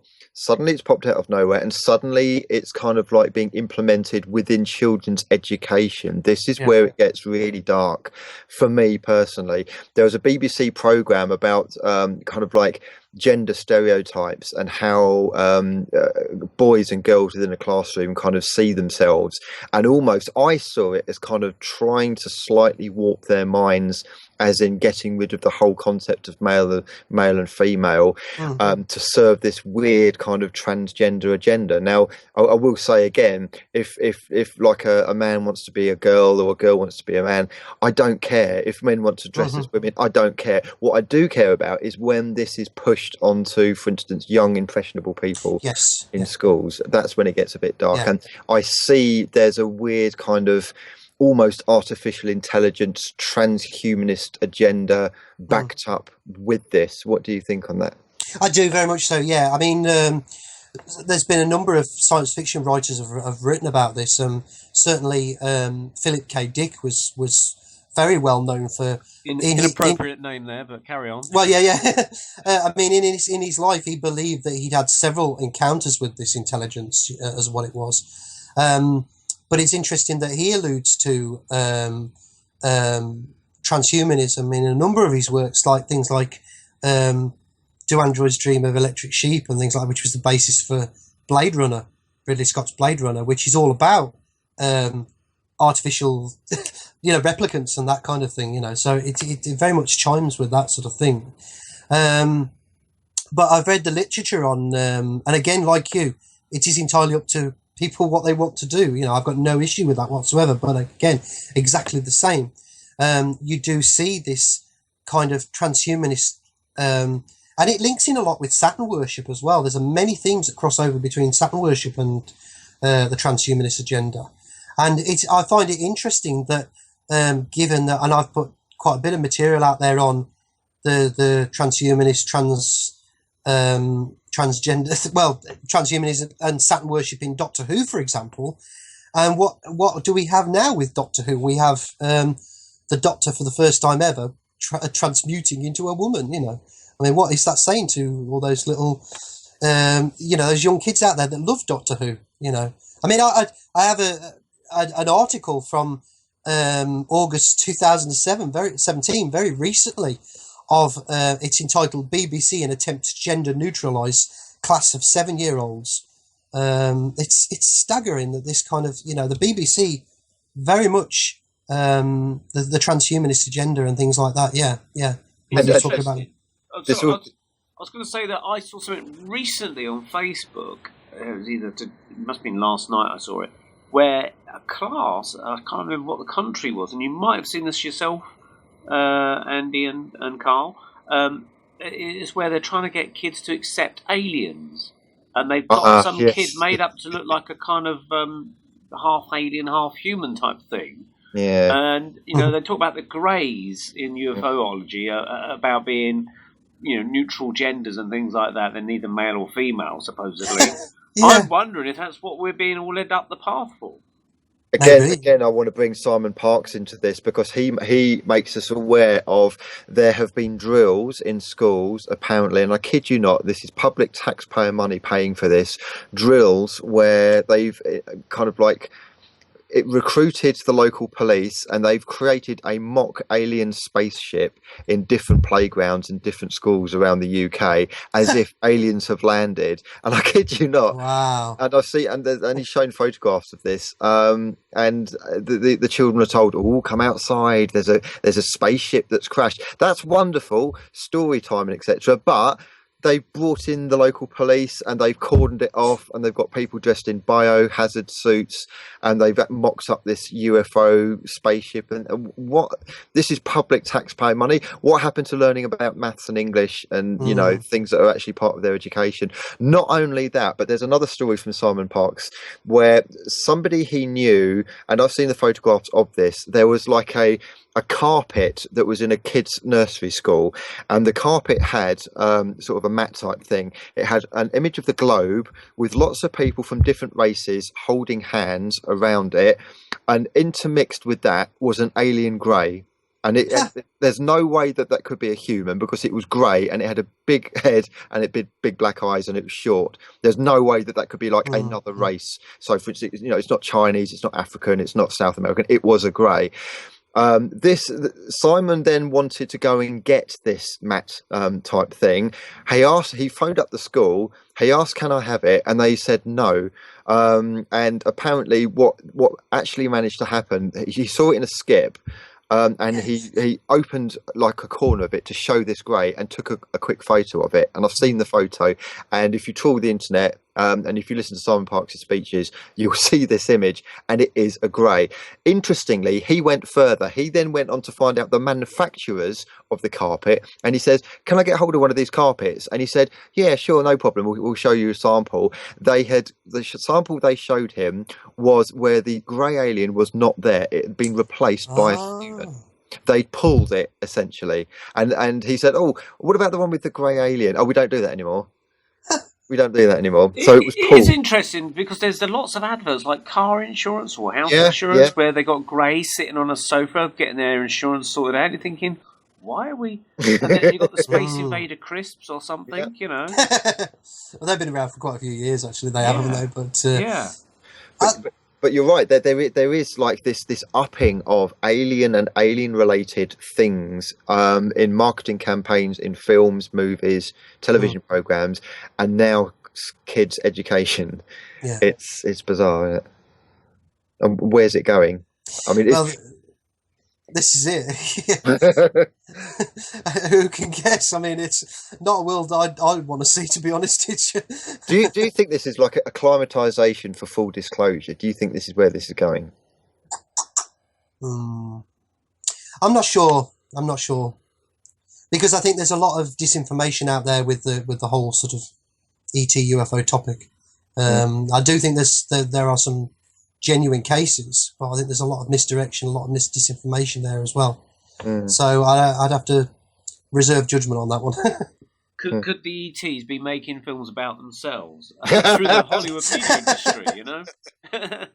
But interesting, you mentioned the Star Trek The Motion Picture made back in 1979 with the Voyager probe. The story was that it was a Voyager probe that was launched around that time in the late 70s to go out to the outer planets, Voyager 1 and Voyager 2. But in the Star Trek film, they had got Voyager 6 or Voyager 6, but it had gone so far out into space, it had kind of lost contact with humanity, spent sort of 300 years out on the outer edge of the galaxy or something, and come into contact with this kind of machine planet or something, and they kind of recruited it and went back to the head planet. But bit of dirt got on the nameplate, so they couldn't have the intelligence to rub and clean it down. So it actually said Voyager, so they called it Voyager.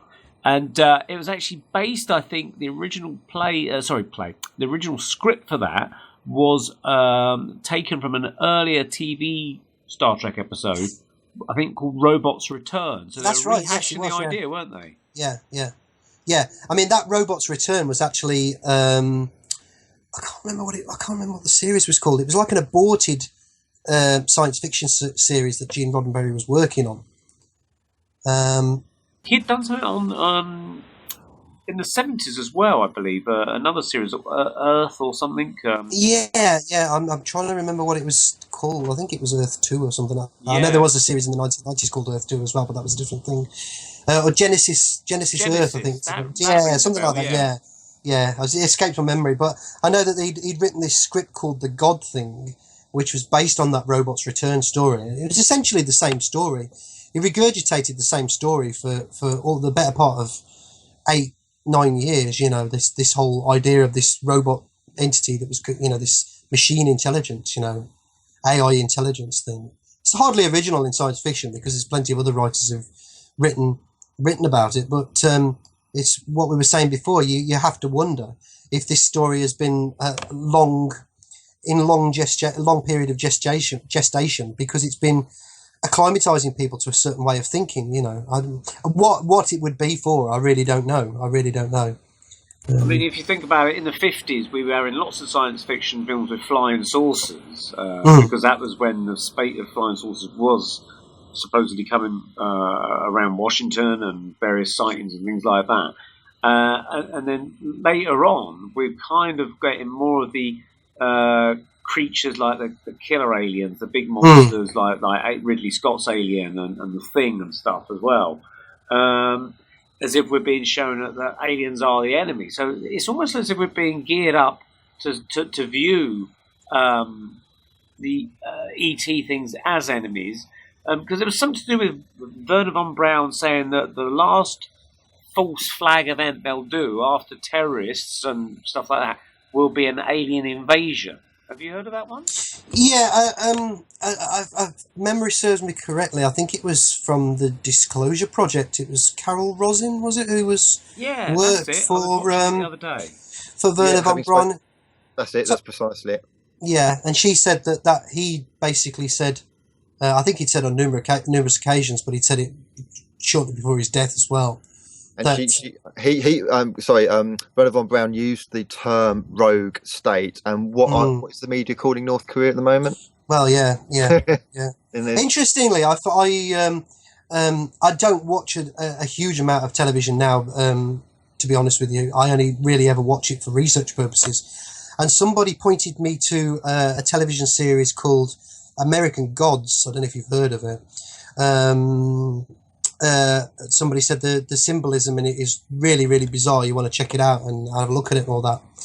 And basically the story is, I think it's Ian McShane who plays the main character in it. It used to be, was it Lovejoy years ago before he popped off to America? And that's it, Lovejoy. Yeah. I've seen one. I saw one episode on Amazon Prime, I think. Right, Carry on. Well, basically the story is about this war that's coming between these old gods and these new gods.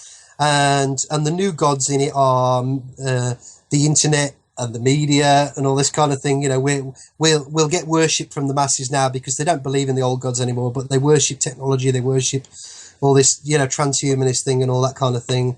And as part of their agenda, they create this almost like a fake view of reality around this wall inside this police station office thing or something like that. And they're showing all these like cartoon style images of war with North Korea, the rogue state and all this kind of thing. And the episode's literally just, you know, I think it went out just before the recent stuff with Trump and all that, you know, where they've been banging the war drum again and all the rest of it. It's all theatre as far as I'm concerned. You know, it's just misdirection, but tub thumping, as I call it. I mean, there was references also, like episodes of The Simpsons that supposedly predicted certain things. And there was supposedly predictions of 9/11 in Back to the Future films and things like that. Yeah. I mean, it sounds like someone's got they know what's going to happen and they're being tipped off about it to put it in their films and things. Yeah. There is this idea of tacit consent, isn't there? Tacit approval that by programming the notion, if not the exact specific details, they can put some of the details into it by people who know beforehand when these things are possibly going to happen, and by programming it into the media, which gets soaked into our subconscious. You know, our subconscious has no real. It has a filtering. The consciousness is the filtering mechanism, but by and large, we store every piece of information we're exposed to. You know, and then we decide whether it's useful and needs to be kept or not.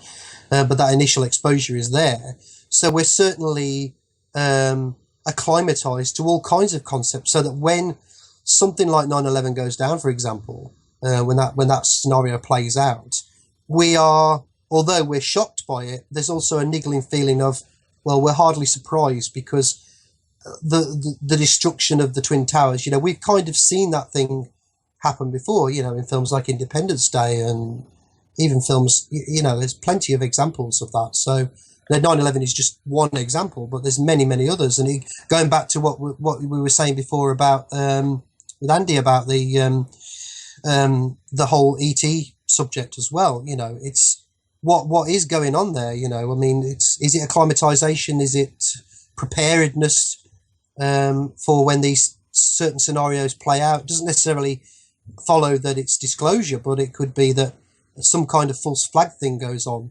further down the line, and then we're not so surprised for it when it comes along. It's like technology as well. When technology changes, if you showed the kind of technology that we take for granted to somebody, if you was to able to travel back in time and show that even 20, 30 years ago, people would think of you along the lines of being a something akin to a wizard or something. You know what I mean? For the things that this piece of technology could do. Certainly, if you went back further, they really would think you were a god or something. So technology has become the new via the media. The media is the central mouthpiece of all these agendas. It's what acclimatizes us and steers us in certain directions, perception management, all the rest of it. Yeah. If you think about it, in the last sort of 100 years, we've got used to the whole thing of being told things on a daily basis by radio, wireless in the early days, and radio and TV and movies, as it's all kind of the technology for that has all developed in the last sort of 70 years or so. And there's not a day goes by, at least certainly in the Western world, the vast majority of the world switches on some device these days to get information. Yeah. And that information was not around 150 years ago. No. And so the way our whole kind of psyche is now being manipulated or battered in some way, it must have an effect upon us. It's got I do believe it does, yeah, absolutely. I mean, the old town crier days, they're far gone, and it was a very simplistic way of presenting the news. Something's happened on a local level, and ring a bell, ding, ding, and that's it. And people kind of knew because they saw it happening, But these days, we don't know, and there's the whole thing about the false news. Are we really being presented with false news, or is that a cover story to deflect from the fact that the media have been caught out and have been presenting false news over the years? Well, I think there are many examples of the news actually of faking things outright. I'm in the process of researching some of that now for my new book. For instance, Carl, the first Gulf War, you probably absolutely with the statue and that, yeah. And the Scud missile that was. I was under the impression until fairly recently that was filmed in an American studio, but I think I found out subsequently that it was actually in Qatar. I think it was, so it's close by, but they were still faking it. It was still like a blue screen, green screen. Yeah. Nevertheless, had the whole gas. Yeah, gas masks on and everything. And then after it, they'd have a good laugh and a bit of a giggle, and it just proves that some of the news, not all the news, but some of the news is utter rubbish. Yeah. A relative of mine, very literally within the last couple of days, I'm sure he won't mind me mentioning this, but actually my nephew, he said to me that he saw something on a news, I think it was Euro News or something like that the other day, of this, he was vague on the details of where it actually was, but some sort of military type thing was going on somewhere. And the footage that he nearly fell through the floor, because the footage that was showing, he recognised from a computer game that he played in the past, Call of Duty. Now, we've seen that before. It wasn't real. They'd used Planet showed us something like that before. It's happened on several occasions, yeah. Richard's shown stuff like that, yeah. Very realistic looking tanks or something like that. Yeah. So where are we going with this? I mean, we've got another sort of 10 minutes now before we wrap up here. So, I mean, is it a manipulation of our human consciousness, or is it a non-intentional manipulation? Is there... I mean, they've learned, obviously, the fact that, if you can trigger a dog to salivate with the sound of a ringing bell, as in Pavlov's dogs, and we're up, quite above dogs in the chain of evolution, supposedly, is there a ringing bell that's going off and we're salivating all the time to the media? And are we being controlled? And like a dog is told to go and lie down or something, we're being told in many ways to lie down whilst other things are happening above our heads that we're not privy to. I've had some contact with people who've worked in the media and things like that, and it does seem to be coming back to me that the kind of R&D that goes on now, certainly in the big companies in America and that, and that to some degree with my Disney contact as well, that there is this obsession, where I mentioned in my talk, about energy and consciousness, and how technology can be used through the media to influence human behavior, and almost to the point of completely reshaping our perceptions of reality around us, not just via the information that it changes our perception of view via information, but on an energetic level that is going on as well. Of course, because I'm not in that field, so I wouldn't know. I haven't seen it myself, so I've only got these people's accounts to go on. But I did find it interesting that when I was researching the origins of television and that, I found this wonderful quote from Nikola Tesla, who basically invented the first, television way back before the official history of television is documented. And in his quote, he said that one of the things that he thought television could ultimately be used for was to read human thoughts and to shape human thoughts as well, reshape human thoughts. That was over 100 years ago, way back. And I also found some stuff on how some of the very earliest, what you could loosely call televisions, these like copper panels type things, and that where energy was sort of transmitted across it, and that were used in sort of channeling of entities, energetic entities, and consciousness from other realms and all that kind of thing as well. Principally, it was this idea of like the old sort of what would you call them? Like the old sort of table tapping type thing and all that. It's like that sort of thing. Yeah, is there anybody there? Kind of thing. Entities from the other side, or whatever. Spirits from the other world and the other realms and that. And it was very much the idea of the origins of television was it could be used in that way. It was all about energy and consciousness. So it follows, if you look at the way the media works, it follows that has always been the case. If you look at the role of the Tavistock Institute, for example, in the early days of the mainstream media as it became, and their obsession with understanding human psychology and energy and consciousness, again, it all ties up. And my Disney contactor said that as well. Like I say, she said that Disney are obsessed with it. I mean, when I do my talks, I point out things like the fact that electrostatics, magnetism, capacitance, electrical currents, they play a role in defining our environment, and light and sound can reprogram human DNA and all kinds of DNA as well. And there's plenty of demonstrable technologies out there that could show us that audio and visual and can generate both negative and positive energy fields in human beings and that. So, understanding that energy ultimately gives you the ability to manipulate consciousness and reality, whether that be in a positive way or a negative way, but it's the intent. It comes down to intent. And if we believe that everybody in the media has got nothing but the best interests of the masses at heart, then that's fine. If people want to believe that, then but I don't believe that they do. So therefore the intent isn't squeaky clean and whiter than white behind this effect upon human energy and consciousness.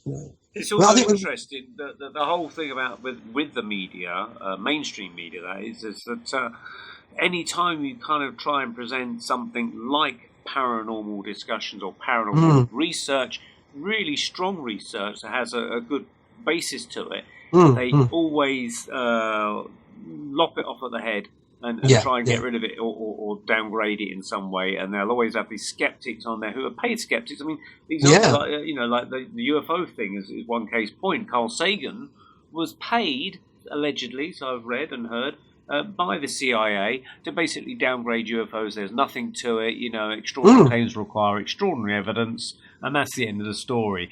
And yet he secretly had an interest in the phenomena and possibly believed it, so I'm led to believe anyway.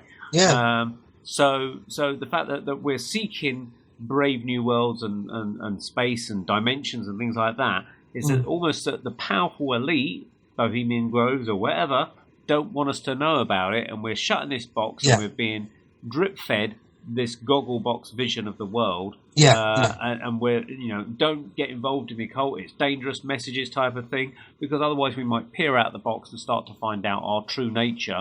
And we're not just pieces of meat walking around on this biological planet type of thing. Yeah. I've argued very much that it's very dangerous to. I'm not a proponent of certainly satanic rituals and things like that in any way, shape, or form. But I think there are a lot of these practices out there, a lot of these beliefs, and that I don't share them. But I think it's dangerous to just outrightly demonise them and just reject them out of hand, because it's not so much these things that go on; it's the intent behind them. It's the intent behind them that's the problem. And I argue that understanding our true nature, our true nature as energetic conscious beings, is one of the principal things that the ruling elite do not want us to get. Do not want us to understand that, because it harks back to a time maybe in humanity where we were capable of doing so much more, that we really were truly in touch with our environment and our surroundings and our place and energy, all the rest of it. And they use the media as a principal tool, the media, to direct us away from understanding that realisation. Yeah, they're the big sweeties, basically. That being offered by the naughty man down the street type of thing, aren't they? Yeah. Well, Carl, thank you very, very much for taking part in our show tonight. It's been very, very fascinating. I'm sure we just skimmed the surface of what is a vast, vast amount of interesting knowledge out there, isn't it, Anne? It is, very much so. Carl, have you got any books, websites, contact emails, Facebooks, anything like that you want to say to people how they can contact you or see your work? My principal source of research, and that is my website, the blog, the truthseekersguide.blogspot.com or .co.uk will work as well. I've got links on there to my Facebook page. I'm on Facebook.